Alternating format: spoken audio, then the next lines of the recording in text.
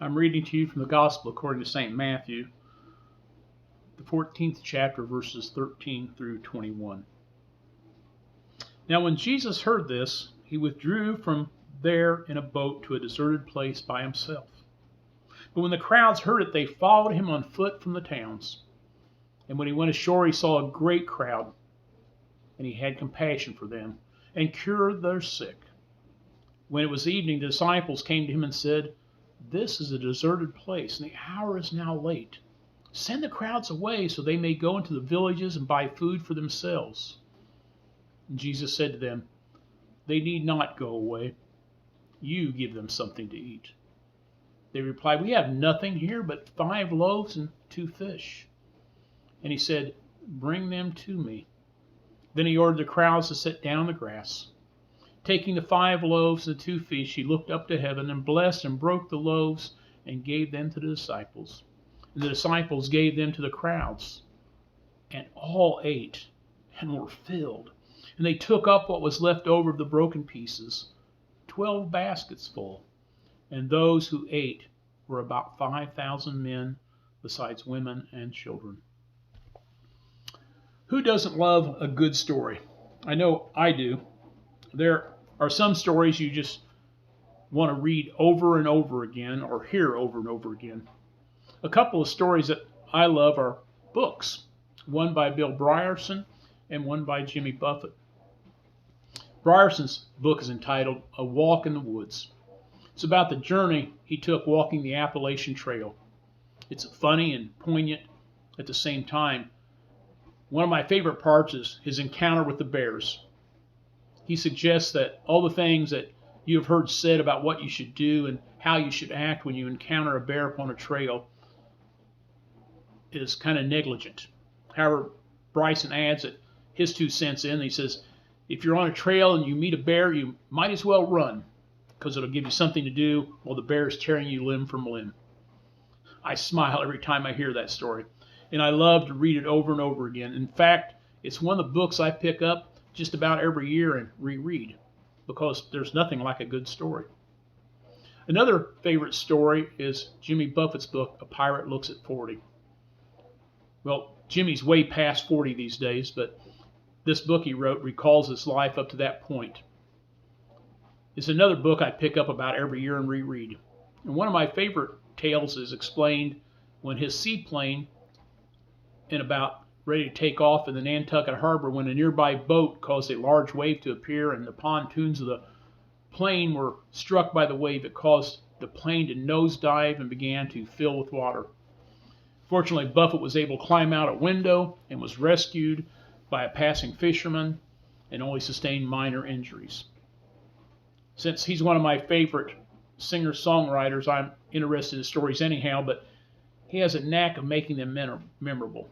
There's just nothing like a good story. Besides reading books, I love to hear stories and things that happen to us in real life. For example, about a year ago, the class of 1969 of Sheridan High School celebrated our 50th class reunion.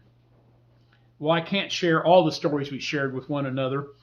Believe me, there were a ton of them. I can recall one from my high school buddies. I'm going to entitle it, Let's Head. You see, during my senior year, when we were beginning to wander away from our small town in search of a different persuasion, yes, young ladies, I really don't recall how we ended up hanging out with this group of ladies particularly, but for some reason, we spent a good chunk of our senior year driving over to Arcadia and Cicero to hang out with a bunch of girls. The catchphrase that my buddies would say as we were making our high school plans for the weekend was, "Let's head." We all knew exactly what that meant. That meant we were ready to drive across the county and meet those girls in Arcadia and Cicero. Now, when we had our reunion, it wasn't long until someone said, "Do you remember the time when we used to head over toward Arcadia?" You know, let's face it, we all have our favorite stories, and that we share with our family and our friends. And when we get together with certainly family members and friends, the conversation will go around some old favorite story, which usually begins, "Do you remember the time when?" And immediately the people around you will start to groan or chuckle with delight. Usually, when my children all gather together, the stories begin to flow. "Remember the time we taped Ben to the basketball goal? Remember the time when Andy thought there was a ghost in the tent? Remember the time at the country club when Ben and Barney nailed the door shut when they thought they'd repaired it?" When we hear those stories and hundreds of others, we laugh and laugh and laugh. And those old favorite stories get told over and over again. Why? Because they capture the essence of the personalities of the people involved. This story we heard this morning in Matthew's Gospel is an old favorite. It's about Jesus and his disciples, and it's been told over and over again.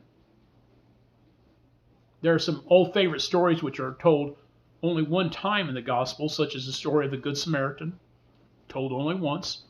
The story of the prodigal son, told only once. The story of the sheep and the goats, told only once. These are favorite, great stories, but they're told only once in the Gospel. But today's story about the 5 loaves and 2 fish is not told only once, not twice, not 3 times, but in 4 different variations. It's the only gospel miracle which is told in its fullness in all 4 Gospels. I believe this story is told over and over again because it captures the truth, the essence of all the people involved, the essence of the essential truth about Jesus, and the essence of the essential truth about the disciples, and the essential truth about God. So let's think about this story. It's springtime in Israel. The rains in March and April have come and gone, and everything is fresh and green. The brown hills had soaked up the spring rains, and the flowers were blooming, and the hills were green again. It's Passover time in Israel. Passover is a great religious feast like Easter is for us. That meant it's a holiday from school, a holiday from work, which also meant that people were taking trips, packing their donkeys, and going on a pilgrimage to Jerusalem. A time of fasting and religious aliveness, of feasting and traveling. It was a popularity time for Jesus, and Jesus healed people of their diseases, and his popularity was becoming enormous. He was like a rock star, and thousands would gather to hear him preach. But it's also a time of tragedy in Israel. According to the Gospel of Matthew, John the Baptist had just been beheaded. John the Baptist was the greatest moral force, the greatest spiritual force, the greatest prophet of the land of Israel that they had experienced in the last 400 years. He was a person that everyone looked to for moral and religious inspiration. And so everyone was stunned by this tragedy, by this enormous loss, including Jesus, who had been baptized by John. And so it was a grieving time in Israel, a mourning time. People were stunned, and Jesus wanted to get away by himself to grieve, to pray, and to remember. He wanted to get away to a lonely place, so he got into a boat and he sailed across Lake Galilee to a remote point some 4 miles away in order to get away from the massive crowds who were following him, to be alone and to grieve the loss of John the Baptist. Jesus took that 4-mile boat ride to a more remote wilderness area, but the crowds could see him from the shore where he was sailing, and so the crowds followed along the shoreline, keeping an eye on the boat. So when Jesus' boat landed, many of the crowds were already there. And what was Jesus' reaction to the thousands who had shown up? Was he irritated, angry, imposed upon? No, he looked on the massive crowd with compassion, like they were sheep without a shepherd, like people who were in need of spiritual feeding for their spiritual hungers inside. And so he taught them and he healed them. The day passed quickly. It got to be later into this long day, and one of the disciples said, "Lord, the hour is late, and the people don't have any food, and we are a long way from any villages. Maybe we should send them home." Jesus said to Philip, according to John's version of the story, "How are we going to buy bread so that people can eat?" And Jesus said it would take more than 200 denarii, 200 days of wages, and even that wouldn't be enough to feed all these people. Look around at the crowd and see what you can find, says Jesus. Andrew found a young boy with 5 loaves of bread and 2 fish, and he brought the boy, the fish, and the bread to Jesus. And Jesus invited everyone to be seated on the green grass. And Jesus took the bread, looked into heaven, gave thanks, and he broke it, gave it to the disciples, and he gave it to the crowds. And they all ate, and they were all satisfied. And there were 12 baskets of bread left. The number who ate that day were 5,000. The story was told over and over again in the Gospels. But it continues. A few days later, Jesus was again out in the wilderness. Again, a large crowd of 4,000 men, plus women and children. The story happens again. This time, 7 loaves and a few fish were found. And once again, Jesus took the bread, looked to heaven, gave thanks, broke it, gave it to the disciples, who shared it with everyone. And everyone ate, and everyone was satisfied. And there were 7 baskets of bread left after their feeding of the 4,000 plus. Then comes the final twist of the story, the final intrigue to this saga. Jesus and his disciples got into the boat and sailed back across Lake Galilee. As they arrived in the boat, the disciples began discussing quietly among themselves out of earshot of Jesus. Who brought the bread? Did anyone bring bread for lunch? And Jesus, knowing their thoughts, asked them, don't you men get it? Don't you understand? Are you so hard-headed? Are you so hard-hearted? You just saw the feeding of 5,000 and 12 baskets of bread were left over. You just saw the feeding of 4,000 and 7 baskets of bread were left over. Don't you get it about who I am? Don't you get it about the guidance and the abundance and the generosity of God? Don't you get it that God will take care of your needs? Don't you get it that after you have personally seen these miracles, you still don't get it? And that story about the feeding of the 5,000 with 5 loaves and 2 fish, that story seems to capture the essence of all the people involved. And that's why it's told over and over again. The story captures the very essence of Jesus as the wondrous Son of God. It captures the very essence of God and God's abundance and extravagant generosity and grace. 12 and 7 baskets full of bread left over. And it captures the very essence of the disciples who don't get it, even after having seen firsthand God's miraculous work in their lives. You see, Jesus can work miracles with 5 loaves and 2 fish. That's at the heart of this story. That's the little boy brought his meager gifts to Jesus, his 5 loaves and 2 fish, and look what mighty miracles God did with them. And God wants to do the same with us, that we bring our meager gifts to God, our 5 loaves and 2 fish, our meager and ordinary talents and gifts. We bring the simplicity of who we are to God, and look what mighty miracles God can do in our lives. The key for me is that the little boy surrendered his meager gifts to Christ. And at the heart of the story today is implied invitation for us to surrender our little gifts, the gifts of our little lives to Christ, and then see what mighty miracles God can do in and through us. That's what God wants to do for you and me.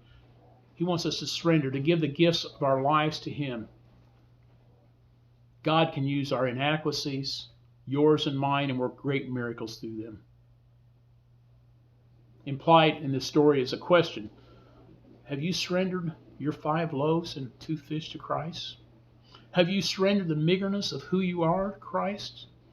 Would you be amazed at what mighty miracles God can do through your meager self when you surrender to Christ? That question is persistent within the memory of the story as it lingers on. Have you surrendered? Have I, like the little boy? Sometimes people will ask about this story.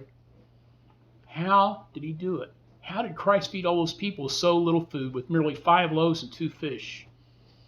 I like what one commentator suggests, that some people want Jesus to work a transformation of loaves so that the loaves continually multiply endlessly, so the loaves themselves experience transformation, become an endless supply of bread. But others suggest what really transformed were the selfish hearts of 5,000 men. That these 5,000 men saw the example of the little boy giving Jesus his 5 loaves of bread and 2 fish, and these men were inspired to look inside their own coats and share the food that they had brought with them. Food that had been hidden inside their clothing. The real transformation then was not the loaves, but the 5,000 selfish hearts. I ask you, which would be the greatest miracle? The transformation of the loaves or the transformation of selfish hearts? I would like to suggest to you that some people would prefer to focus on the transformation of the loaves in order to avoid focusing on their own selfish hearts that need to be transformed. Focus on the magic of it all in order to avoid the transforming miracle needed in our own life and heart. If Christ worked that miracle today and transformed 5,000 or 5,000 selfish hearts, we could feed the whole world. Jesus said that Christians today would do greater miracles than he did when he was on earth. And if the selfish hearts of Christians were transformed, we could feed the entire globe. Focus on Christ's transformation of selfish human hearts, and you will discover the essence of this miracle. I'm intrigued by the last twist to the story, the final surprise to the story. The disciples had personally witnessed the feeding of 5,000, then personally witnessed the feeding of 4,000. And then, when they were done facing their own need, they asked the question among themselves, who brought bread? Who brought stuff for lunch? They didn't get it.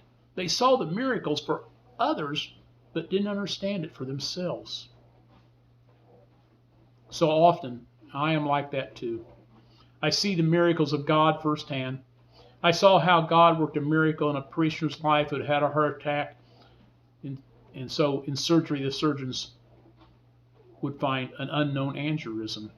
He had been a walking time bomb. For him, it was a miracle that he had that heart attack, or the doctors wouldn't have found the aneurysm and he probably would have died. I saw a miracle in a parishioner's life, the way God arranged for us to talk on a telephone by the operator connecting me to the wrong nursing station. I see God's miracles. I see signs of God working, intervening in your lives. And then with all alone by ourselves one night, I ask, God, are you real? Is there really a God who watches over and participates in my life? Then I laugh at myself, having seen God's miracles day by day. But I still question God's existence and intervention in my own life. Does that ring a bell for you? You do the same, seeing the miracle after miracle in the lives of others, but then when it comes to you in your own life, you question and doubt God's miraculous goodness to you. How human are we? This story was an old favorite of the early church. It was told over and over again. Why? Because it captured the essence of Jesus, the wonders of a loving Son of God. It captured the essence of God's abundant grace and generous gifts to us, with more than 12 baskets left over. It captured the essence of our lives who, having seen the miracles of God day by day all around us, still doubt and ask, where is God's action in my life? One of my family members at a family reunion always brings up the story about me learning to ride a bike when I was little. At the time, I had some speech impediments and I slurred my words. And so it came out something like, my hands are slippery. My hands are slippery. Next year at the family reunion, someone will see me and they'll start laughing and say, hey, Brooks, I remember when you were a little boy and... Yes, I already know that story. I know it well. This is the word of God for the people of God. Praise be to God.